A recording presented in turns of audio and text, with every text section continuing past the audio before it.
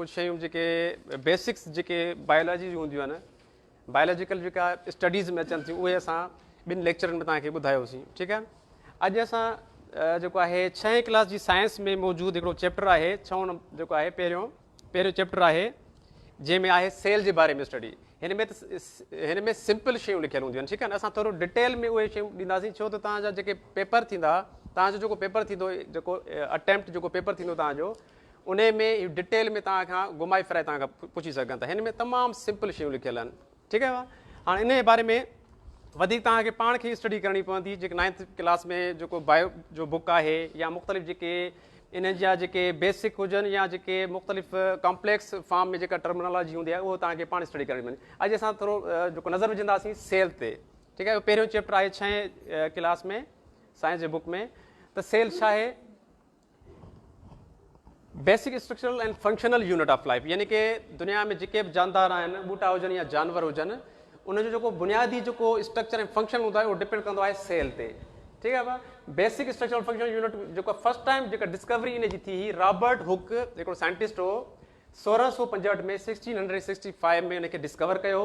हिकिड़े छोॾे जेको आहे जे स्ट्रक्चर में हिकिड़ो ॿूटे जो छोॾो जेके कार्क चवंदा आहियूं, इहो बुक में मेंशन थियल आहे, कार्क उनखे चवंदा आहियूं। उनजा मेन पार्ट कहिड़ा आहिनि? जनरल जेका उनजा 4 हिसा हूंदा आहिनि। कंहिं बि सेल जा जनरल हिसा 4 हूंदा आहिनि। उनखे असां थोरो क्लैरिफाई कंदासीं। पहिरियों हिसो आहे सेल प्लाज़्मा मेम्ब्रेन, जेके असां सेल मेम्ब्रेन चवंदा आहियूं।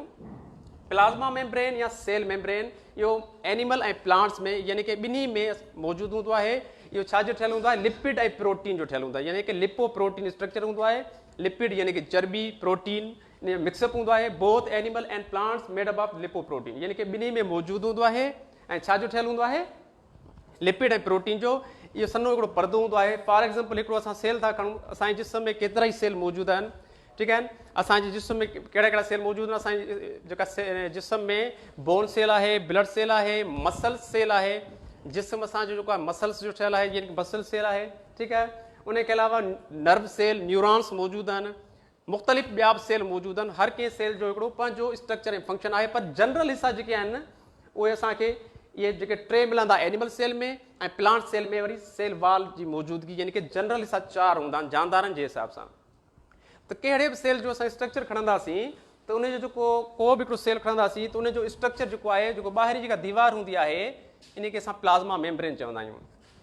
परदो हूंदो आहे, सन्ही हिकिड़ी स्किन हूंदी आहे, लेयर हूंदो आहे। फॉर एग्ज़ाम्पल हिकिड़ो असां सेल खयोंसीं, असांजो मसल सेल आहे, उहा इन जा शेप हूंदा आहिनि, स्पिंडल शेप हूंदा आहिनि। इन में न्यूक्लियस हूंदो, हीउ हुनजो प्लाज़्मा मेम्ब्रेन हूंदो। ठीकु आहे।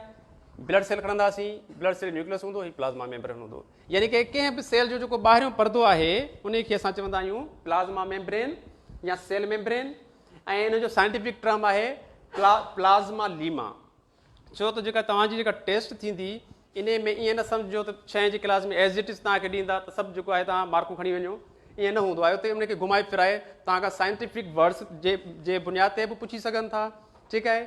ऐं मुख़्तलिफ़ तव्हांखे उनजा जेके स्ट्रक्चर, उनजी फिजियोलॉजी पुछी सघनि था, छाजो ठहियलु आहे, किथे मौजूदु आहे, उहो 6वीं क्लास में मेंशन थियलु न आहे। ठीकु आहे न।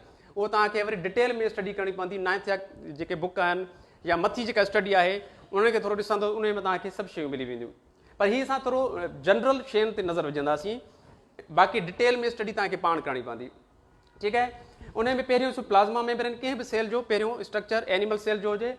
ठीकु आहे। पर ॿूटे में वरी, प्लांट्स में वरी जेको आउटर एयर, जेको आउटर लेयर हूंदी आहे, या आउटर जेका कवरिंग हूंदी आहे, उहा उनखे असां चवंदा आहियूं सेल वाल। ॿूटे जो सेल तव्हां ॾिठो हूंदो, ॿूटे जो सेल जनरल जेको आहे उहो फिक्स शेप हूंदो आहे, ऐं ॿाहिरां जेका खोल हूंदो आहे, जेके असां सेल वाल चवंदा आहियूं। Cell wall. सेल वाल छाजी ठहियलु हूंदी आहे? सेल वाल सेल्यूलोज़ जी ठहियलु हूंदी आहे। छाजी? सेल्यूलोज़ छा हूंदो आहे? Cell wall only in plants, यानी कि सिर्फ़ु ॿूटे में असांखे सेल वाल मिलंदो आहे। ऐं उहा जेका स्ट्रक्चर जेको हूंदो आहे, छाजो ठहियलु हूंदो आहे? सेल्यूलोज़ जो। असांजा जेके सावा ॿूटा जेके हूंदा आहिनि, उन्हनि जो जेको सेल वाल हूंदी आहे, या कहिड़ा बि जेके ॿिया ॿूटा, छो त ॿूटनि में बि क़िस्म आहिनि। ॿूटनि में फंजाई बि अचे थो। ठीकु आहे। ॿूटे में जेको आहे ॿूटे जे सेल में वरी बैक्टीरिया बि अचे थो, छो बैक्टीरिया खे बि सेल वाल मौजूदु हूंदी आहे। सेल वाल जा स्ट्रक्चर जेके आहिनि हर कंहिं जानदार में तव्हांखे अलॻि अलॻि मिलंदा। बैक्टीरिया जो जेको सेल वाल आहे, फॉर एग्ज़ाम्पल हीअ आहे आम जेको ॿूटे जो सेल वाल छाजो ठहियलु हूंदो आहे? सेल्यूलोज़। सेल्यूलोज़ जेको हूंदो आहे इहो छा आहे, अ फॉर्म ऑफ पॉलीसेकेराइड, यानी कि इहो छा आहे, फॉर्म ऑफ पॉलीसेकेराइड। हाणे पॉलीसेकेराइड छा आहे, पॉलीसेकेराइड कार्बोहाइड्रेट जो क्लास आहे। हाणे सवाल थो पैदा थिए कार्बोहाइड्रेट स्टडी थियल हूंदी त तव्हांखे ख़बर हूंदी कार्बोहाइड्रेट छा खे चवंदा आहियूं। कार्बोहाइड्रेट बि ऑर्गेनिक कंपाउंड्स आहिनि जेके जंहिंमें असांखे ग्लूकोस मिले थो, ठीकु आहे। हाणे उहे जेके मादा आहिनि ऑर्गेनिक मादा आहिनि ऐं सेल वॉल जेका आहे उहा कार्बोहाइड्रेट जे कहिड़े क़िस्म, पॉलीसेकेराइड जी ठहियल आहे ऐं पॉलीसेकेराइड जो कहिड़ो क़िस्म, सेल्यूलोज़। हाणे पॉलीसेकेराइड में क़िस्म हूंदा आहिनि, स्टार्च बि उन में अची थी वञे, ग्लाइकोजिन बि आहे, इहे टे स्ट्रक्चर हूंदा आहिनि पॉलीसेकेराइड क्लास में, ठीकु आहे। हाणे अहिड़े हिसाब सां हीअ आहे ॿूटो सेल वॉल, पर उन जी सेल वॉल जा बि क़िस्म हूंदा आहिनि, उहे मुख़्तलिफ़ बनावतूं हर कंहिं ॿूटे जे हिसाब सां उन जे ग्रुप जे हिसाब सां हूंदी आहे। फॉर एग्ज़ाम्पल फंजाई आहे। हाणे फंजाई ॿूटे जो जेको सेल वॉल हूंदी आहे उहा छाजी ठहियल हूंदी आहे, उहा ठहियल हूंदी आहे काइटिन जी, काइटिन। हीअ सिर्फ़ु फंजाई में हूंदी आहे। फंजाई जो सेल वॉल छाजो ठहियल हूंदो आहे, काइटिन जो। ऐं जॾहिं त आम ॿूटे जो सेल वॉल छाजो ठहियल हूंदो आहे, सेल्यूलोज़ जो ठहियल हूंदो आहे, ठीकु आहे। उन खां पोइ हाणे बैक्टीरियल सेल, क्वेश्चन माना किथां बची सघे थो, तव्हांजी जेका टेस्ट जे हिसाब सां मां कुझु पॉइंटूं तव्हांखे ॿुधाईंदुसि, छाकाणि त इहे शयूं उन बुक में मैंशन थियल न आहिनि। तव्हांजी जेका टेस्ट थींदी उहा मैट्रिक लेवल ते थींदी। उन में साइंस खां अलावा बायोलॉजी अलॻि हिकिड़ो किताबु आहे, ठीकु आहे, फिज़िक्स अलॻि किताबु आहे, केमिस्ट्री अलॻि किताबु आहे। अहिड़े हिसाब सां उन्हनि में तव्हांखे डिटेल में इन जा स्ट्रक्चर तव्हांखे मिली वेंदा, तव्हां उनखे डिटेल में जेकर को बि हिकिड़ो क्वेश्चन ईंदो तव्हां उनखे अटेम्प्ट करे सघो था। अहिड़े हिसाब सां बैक्टीरिया जो जेको सेल वॉल हूंदी आहे उहा छाजी ठहियल हूंदी आहे, पेप्टाइडोग्लाइकेन,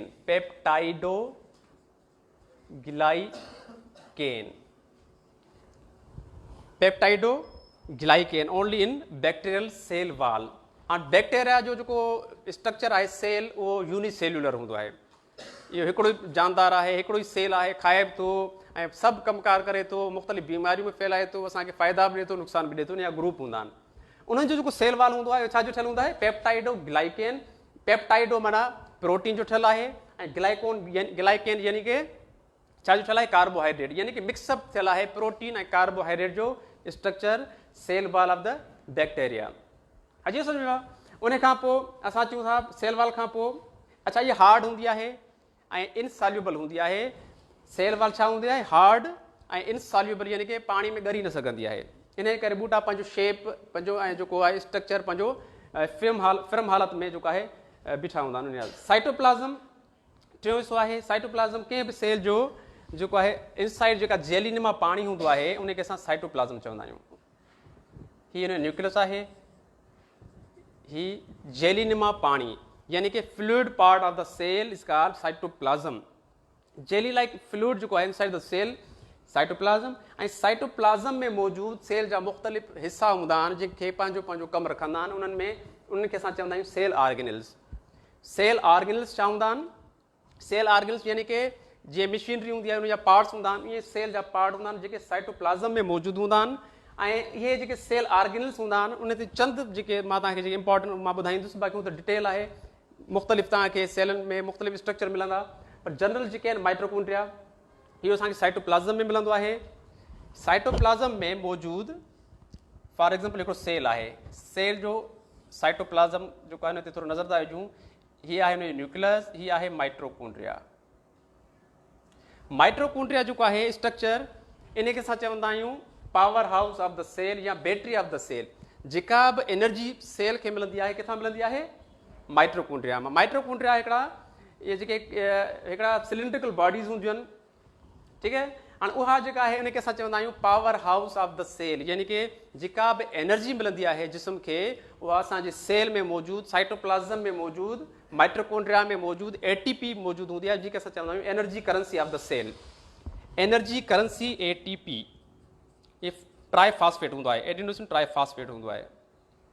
इन खे असां चवंदा आहियूं एनर्जी करेंसी, यानी कि असांजे जिस्म खे जे सेल खे एनर्जी किथां मिलंदी आहे, ATP जी सूरत में मिलंदी आहे। ऐं इहा ATP किथे हूंदी आहे, माइट्रोकॉन्ड्रिया में सेव थियल हूंदी आहे। जेॾी महिल जीअं बि सेल खे एनर्जी खपे त उहो ATP ख़ारिज कंदो आहे माइट्रोकॉन्ड्रिया, ऐं ATP मां फॉस्फेट जेको आहे ख़ारिज थी करे पोइ डाइफॉस्फेट थी वेंदो आहे, उनखे असां ADP चवंदा आहियूं, यानी कि डिस्चार्ज बैटरी ADP। छो त इहे बारीक जेके क्वेश्चन अची सघनि था, ATP चार्ज बैटरी आहे ऐं ADP छा आहे डिस्चार्ज बैटरी आहे। ADP खे वरी ग्लूकोज जे प्रोसेस जॾहिं ग्लूकोज मिलंदो आहे त वरी ATP में कन्वर्ट थींदो। हीअ ट्राईफॉस्फेट आहे, हीअ डाईफॉस्फेट, 2 फॉस्फेट ऐं 3 फॉस्फेट। फॉस्फेट में एनर्जी जेको आहे मौजूदु हूंदी आहे। उन खां पोइ ॿियो हिसो हूंदो आहे एंडोप्लाज़्मिक रेटिकुलम। इहे बि सिलेंड्रिकल बॉडीज़ हूंदियूं आहिनि। इहे असांखे सेल में मुख़्तलिफ़ जॻह ते एंडोप्लाज़्मिक रेटिकुलम जा असांखे केनाल मिलंदा आहिनि। हिकिड़ा न्यूक्लियस जे वेझे मिलंदा आहिनि ऐं ॿिया न्यूक्लियस खां परे तरंदा रहंदा आहिनि सेल में। इन खे असां ER चवंदा आहियूं, यानी कि एंडोप्लाज़्मिक रेटिकुलम। एंडोप्लाज़्मिक रेटिकुलम जो कमु छा हूंदो आहे?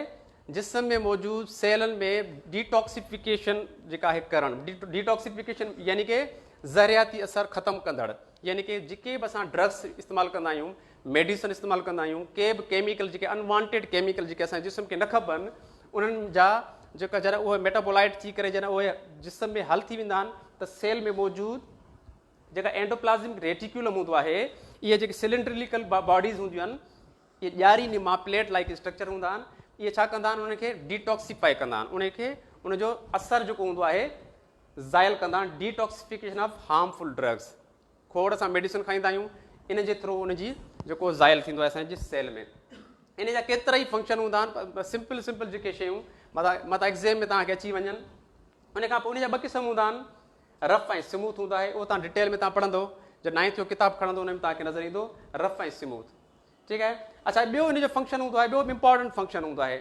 एंडोप्लाज़्मिक रेटिकुलम जो ॿियो इंपॉर्टेंट फंक्शन कहिड़ो हूंदो आहे त जॾहिं उस लॻंदी आहे, उस जॾहिं सनलाइट पवंदी आहे त असांजे स्किन में मौजूदु, हीअ असांजी स्किन सेल्स जी ठहियलु आहे, इन में मौजूदु छा कंदो आहे? कोलेस्ट्रॉल खे लिपिड हिकिड़ो जेको आहे स्ट्रक्चर में कन्वर्ट करे, लिपिड स्ट्रक्चर हिकिड़ो विटामिन D में कन्वर्ट कराईंदो आहे इनखे।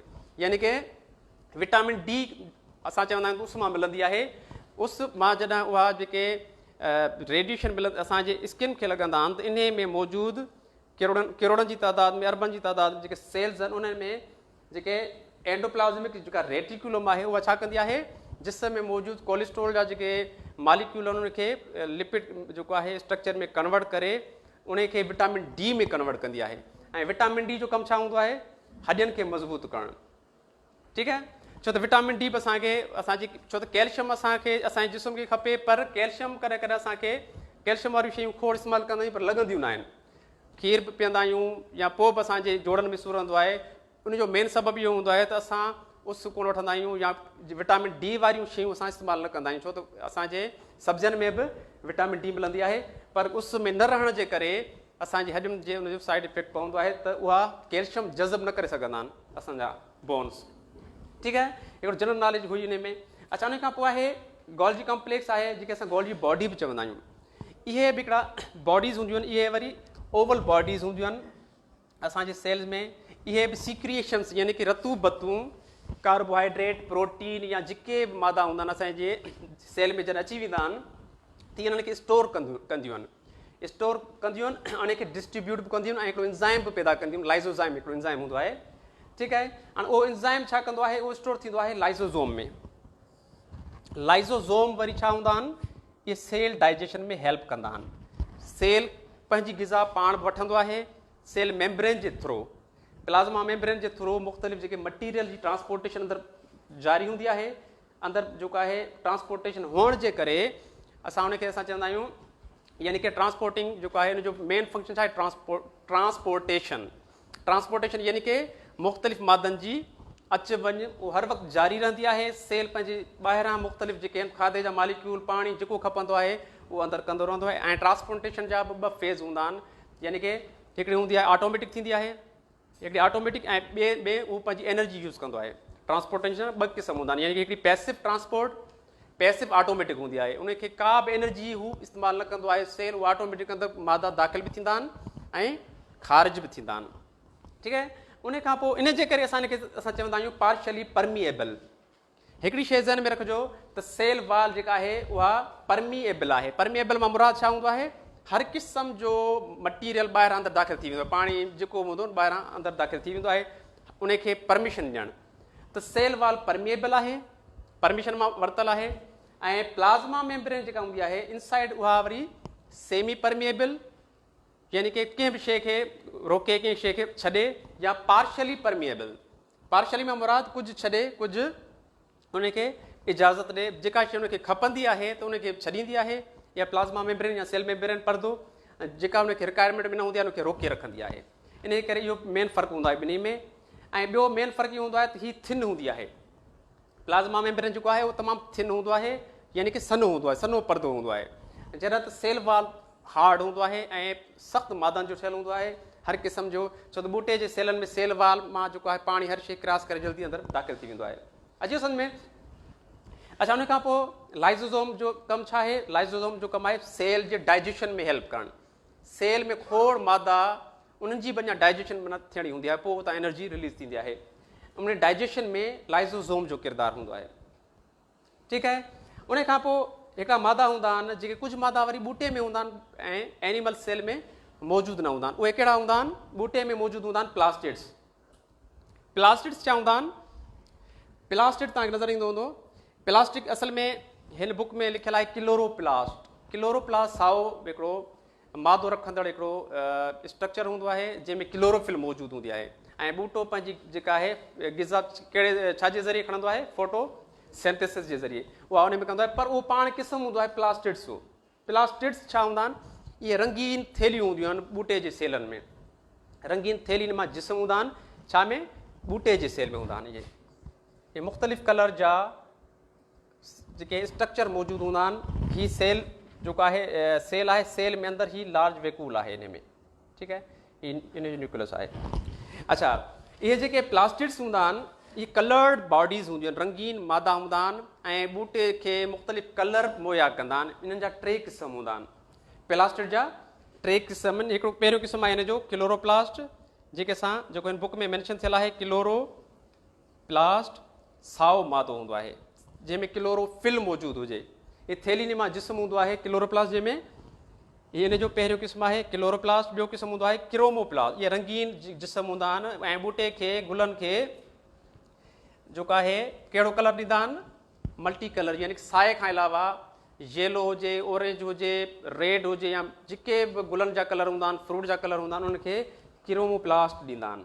इहे असांजे ॿूटे जे सेलनि में हूंदा आहिनि। ऐं क्लोरोप्लास्ट वरी साओ हूंदो आहे ऐं फोटोसिंथेसिस क्लोरोप्लास्ट में थींदी आहे। इहो बि अची सघे थो त क्वेश्चन में अची सघे थो त क्रोमोप्लास्ट हेल्प्स इन फोटोसिंथेसिस। तव्हां हुनखे जेको आहे या जेको आहे उनखे इहो उनखे निलकंदव। ठीकु आहे, छो त क्रोमोप्लास्ट जेको आहे उहो रंगीन मादा हूंदा आहिनि ऐं क्लोरोप्लास्ट में साओ मादो हूंदो आहे। ऐं ॿूटो जेको आहे पंहिंजी ग़िज़ा फोटोसिंथेसिस जे ज़रिए सिज जी रोशनी जी मदद सां ठाहींदो आहे, उहो ठाहींदो आहे क्लोरोप्लास्ट में। अचे सम्झ में? क्लोरोप्लास्ट किथे हूंदा आहिनि? ख़ासि करे असांजे पते जे स्ट्रक्चर में मौजूदु हूंदा आहिनि। उनजे सभिनी सेलनि में असांखे क्लोरोप्लास्ट सावा मादा मिलंदा, उते रोशनी लॻंदी ऐं सिज जी रोशनी सां ॿूटो पंहिंजी ग़िज़ा ज़मीन मां मिनरल्स ऐं वाटर खणंदो ऐं उते रिएक्शन पैदा थींदा, उनजे सिज जा किरणा लॻंदा, पोइ फोटोसिंथेसिस में कार्बोहाइड्रेट ठहंदो, ऑक्सीजन हू ॿाहिरि ख़र्चु कंदो आहे। ॿूटो ॾींहं जो ऑक्सीजन ख़र्चु कंदो आहे ऐं राति जो कार्बन डाइऑक्साइड ख़र्चु कंदो आहे, छो त राति जो उनखे फोटोसिंथेसिस जो अमल रुकिजी वेंदो आहे। उन खां पोइ टियों स्ट्रक्चर बि आहे ल्यूकोप्लास्ट। ल्यूको माना बेरंगो या वाइट। जीअं ल्यूको साइट हूंदा आहिनि, ल्यूकोसाइट वाइट ब्लड सेल खे असां चवंदा आहियूं। ठीकु आहे, ल्यूकोप्लास्ट वरी किथे हूंदा आहिनि? इहे पाड़नि में हूंदा आहिनि। ईअं बची सघे थो त ल्यूकोप्लास्ट प्रेज़ेंट इन जेको आहे ओनली इन लीव्स, सिर्फ़ु पतनि में हूंदा आहिनि, छो त ल्यूकोप्लास्ट पतनि में न हूंदा आहिनि, इहे रूट्स में हूंदा आहिनि। छा में हूंदा आहिनि? रूट्स में, यानी कि पाड़नि में हूंदा आहिनि। हीअ सिर्फ़ु प्लास्टिड किथे हूंदो आहे? सिर्फ़ु ॿूटे में हूंदो आहे। इन जा टे क़िस्म हूंदा आहिनि, क्लोरोप्लास्ट, क्रोमोप्लास्ट ऐं ल्यूकोप्लास्ट। ॿी बि हिकिड़ी पॉइंट आहे, छो त तव्हांजी जेका टेस्ट थींदी उहा इन में सफ़ा सिंपल करे तव्हांखे कोन ॾींदा त उहा हीअ जेको बुक में लिखियलु आहे त सभु तव्हां पास थियो। उहो माना गहराई सां उहो जेको आहे हिकिड़ो कॉम्प्लेक्स स्ट्रक्चर करे तव्हांखे ॾींदा त उन में खोड़ मुंझी पवंदा आहिनि। उन में हिकिड़ी ॿी पॉइंट आहे क्रोमोप्लास्ट। क्रोमोप्लास्ट वरी छा हूंदो आहे? जेके रंगीन मादा हूंदा आहिनि, रेड कलर जा, येलो कलर जा, इन में रंगीन हिकिड़ा जेके हिकिड़ियूं पिगमेंट्स हूंदियूं आहिनि, हिकिड़ा कलर्ड मादा हूंदा आहिनि, उन में उहे कहिड़ा हूंदा आहिनि? उन में ज़ेंथोफिल ऐं केरोटीन। ज़ेंथोफिल येलो हूंदो आहे, इहो बची सघे थो। ज़ेंथोफिल इज़ येलो कलर, येलो, ऐं केरोटीन ऑरेंज हूंदो आहे। छो त टेस्ट जेका आहे तमामु गहराई सां कढंदा ऐं तव्हांखे जेको आहे इहा शइ तव्हांजी बुक में न मिलंदी, तव्हां चवंदो त इहा असां स्टडी कोन कईसीं। केरोटिन, इहा ऑरेंज कलर हूंदी आहे, डार्क ऑरेंज। इहे पिगमेंट्स हूंदियूं आहिनि, इहे रंगीन मादा हूंदा आहिनि। इहे पिगमेंट्स जेके हूंदा आहिनि उनजो पंहिंजो हिकिड़ो कमु रखियलु हूंदो। For example carotene orange type ते आहे। केरोटिन असांखे घणे भाङे जेका आहे ॻाढ़ियुनि गजरुनि में मिले थी ऐं केरोटिन सां ई विटामिन ए ठहे थी, ठीकु आहे। ऐं विटामिन ए खे असां रेटिनोल चवंदा आहियूं। इहे बि कॉमन हिकिड़ी पॉइंट आहे, इहो बि ज़हन में हुजे। विटामिन्स ते केॾी महिल मां ठाहे ईंदुसि, विटामिन्स जा बि जनरल शयूं तव्हांखे ॿुधाईंदुमि जीअं तव्हांजे पेपर में थोरी आसानी रहे। अॼु सम्झ में हेसि ताईं अञा बि ॿिया मादा हूंदा आहिनि असांजे सेल्स में, उन्हनि में हिकिड़ो वैक्यूल्स हूंदा आहिनि। वैक्यूल्स वरी छा हूंदियूं आहिनि? कैविटीज़ या स्पेसिस हूंदियूं आहिनि हिकिड़ियूं, जेके असां हीअ आहे वैक्यूल, माना ख़ाली जेका जॻह हूंदी आहे जंहिंमें खाधे जा जुज़ा या सीक्रेशन्स उन में स्टोर थींदी आहे। जेॾी महिल ज़रूरत पवंदी आहे त तव्हां खणी वठंदो आहे, खणी हूंदी आहे त उते वरी जमा करे छॾींदो। इन खे असां चवंदा आहियूं वैक्यूल्स। वैक्यूल्स जेके हूंदा आहिनि उहे लार्ज हूंदा आहिनि ॿूटनि में ऐं स्मॉल हूंदा आहिनि छा में? एनिमल्स में। ऐं लार्ज हुअण जे करे न्यूक्लियस उन जो साइड ते थी वेंदो आहे। ॿूटे जो न्यूक्लियस साइड ते हूंदो आहे, सेंटर ते न हूंदो आहे, जॾहिं त एनिमल जो जेको आहे उहो सेंटर ते मोस्टली हूंदो आहे। Is it clear? इहो सम्झ अची वियो? थोरो ओवरव्यू हिकिड़ो असां ॾियूं पिया सेल जे बारे में। इहो साइटोप्लाज़म, अञा साइटोप्लाज़म में ॿिया बि स्ट्रक्चर राइबोज़ोम्स बि हूंदा आहिनि। हाणे राइबोज़ोम्स छा हूंदा आहिनि? सॼे सेल में हिकिड़ा बारीक दाणेदार स्ट्रक्चर हूंदा आहिनि जेके असां प्रोटीन फैक्ट्री चवंदा आहियूं। छा चवंदा आहियूं? प्रोटीन फैक्ट्री, माना जिते प्रोटीन ठहे उतां ई प्रोटीन ठहंदी आहे। पर इन खे जेको आहे हलाइण जे लाइ हुकुम जेको आहे DNA मां अंदरि ईंदो आहे, ठीकु आहे। DNA चाहे उहो वरी न्यूक्लियस में हूंदो आहे, उनजो हिकिड़ो अलॻि हिकिड़ो डिटेल आहे। साइटोप्लाज़म में इहे जेके जनरल शयूं उन ते असां नज़र विधीसीं। अञा बि खोड़ शयूं आहिनि, तव्हां डिटेल में पढ़ंदो त सेल तमामु जेको आहे वसी आहे। उन में बारीक बीनी सां तव्हांखे मुतालियो करिणो पवंदो। 9th जो किताबु खणिजो, उन में तव्हांखे सेल डिटेल में मिलंदो ऐं तव्हांजी जेका टेस्ट आहे उहा मैट्रिक बेस हूंदी। इहो ई एज़ इट इज़ किताब मां खणी तव्हांखे पॉइंट कोन ॾींदा 6 मां 7 मां या 6 मां, उहो मैट्रिक बेस हूंदी। ऐं मैट्रिक में स्टडी तव्हां कंदो तव्हांखे बारीक बारीक स्ट्रक्चर मिलंदा, उन जा फंक्शन मिलंदा ऐं उन में मोर तव्हांखे नॉलेज बि मिलंदी। ऐसे क्लियर थी वियो? ठीकु आहे। हाणे अचूं था ही साइटोप्लाज़म खां पोइ आहे न्यूक्लियस। न्यूक्लियस छा हूंदो आहे? न्यूक्लियस हूंदो आहे सेंट्रल हिकिड़ो ओवल बॉडी हूंदी आहे, राउंड ओवल बॉडी हूंदी आहे। Mostly near the centre animal में हूंदी आहे ऐं प्लांट्स में वरी साइड ते हूंदी आहे। इन न्यूक्लियस खे असां चवंदा आहियूं मर्कज़। मर्कज़ हुअण जे करे पूरे सेल खे कंट्रोल कंदो आहे। छो त इन में अंदरि इन खे सभ खां पहिरीं डिस्कवरी ते नज़र विझंदासीं। इन खे रॉबर्ट ब्राउन 1831 में उनखे डिस्कवर कयो हो। इहा बि कॉमन हिकिड़ी पॉइंट आहे, केॾी महिल बची सघे थी। जेको आहे न्यूक्लियस खे कीअं डिस्कवर कयो? रॉबर्ट ब्राउन 1831 में। सेल खे डिस्कवर कीअं कयो? रॉबर्ट हुक 1665 में उनखे डिस्कवर कयो। न्यूक्लियस हिकिड़ो मर्कज़ हूंदो आहे, यानी कि सेंटर में, ऐं पूरे जेका बि सेल जी जेका एक्टिविटी आहे उहा न्यूक्लियस कंट्रोल कंदो आहे। न्यूक्लियस जो कमु छा हूंदो आहे? बायोलॉजिकल एक्टिविटी खे कंट्रोल करणु। छो त इन वटि क्रोमोज़ोम्स हूंदा आहिनि। क्रोमोज़ोम्स छा हूंदा आहिनि? धागे ने मां हिकिड़ा जिस्म हूंदा आहिनि ऐं इहे धागे ने मां जिस्म हूंदा आहिनि। छा जा ठहियल हूंदा आहिनि? इहे 2 मादनि जा ठहियल हूंदा आहिनि, DNA ऐं हिस्टोन प्रोटीन।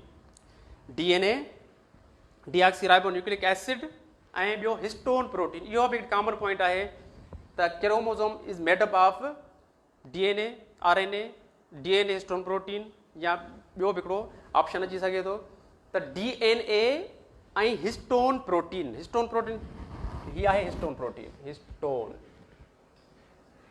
प्रोटीन DNA ऐं हिस्टोन प्रोटीन मिली करे क्रोमोज़ोम जा धागा ठाहींदा आहिनि ऐं क्रोमोज़ोम जा धागा जेके हूंदा आहिनि छा में हूंदा आहिनि? न्यूक्लियस में। इहे धागे ने मां जिस्म हूंदा आहिनि ऐं क्रोमोज़ोम जेके हूंदा आहिनि उहे तादाद जानदारनि जे हिसाब सां फिक्स हूंदी आहे। जानवर हुजनि या ॿूटा हुजनि, सभिनी में हिकिड़ो मुकमल हिकिड़ो तादाद, हिकिड़ो फिक्स तादाद मौजूदु आहे।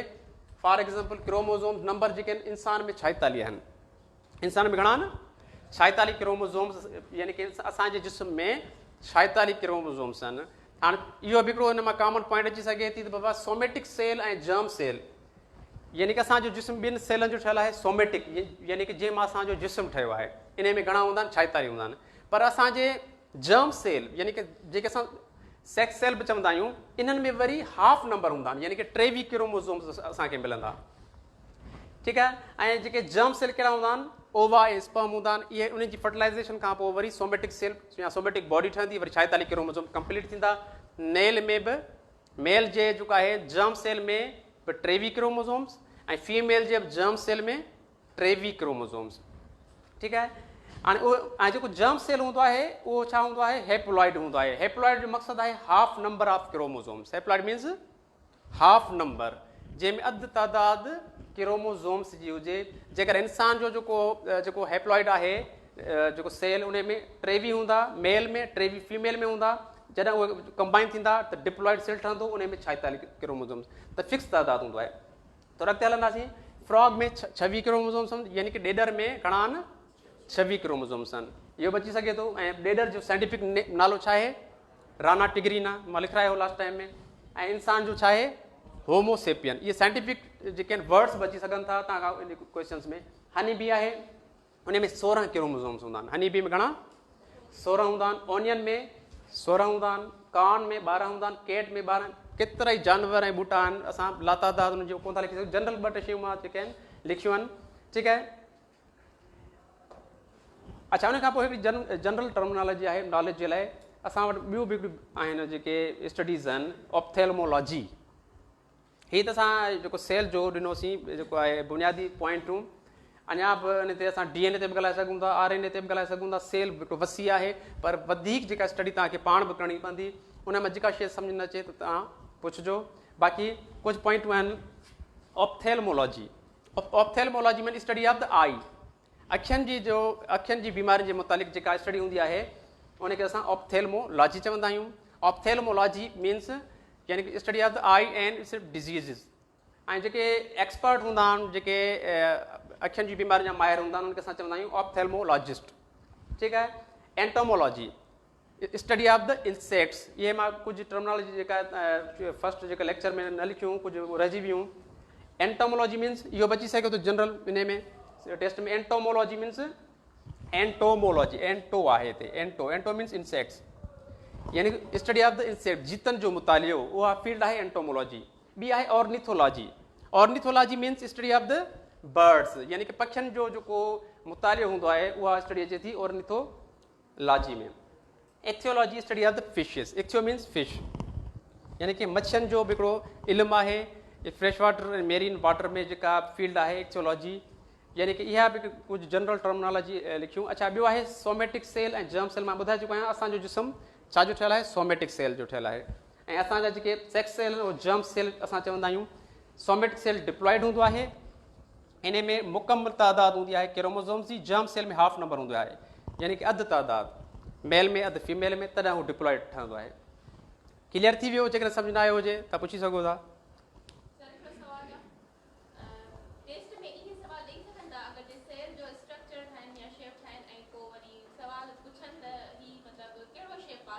हा, इहो बची सघे थो।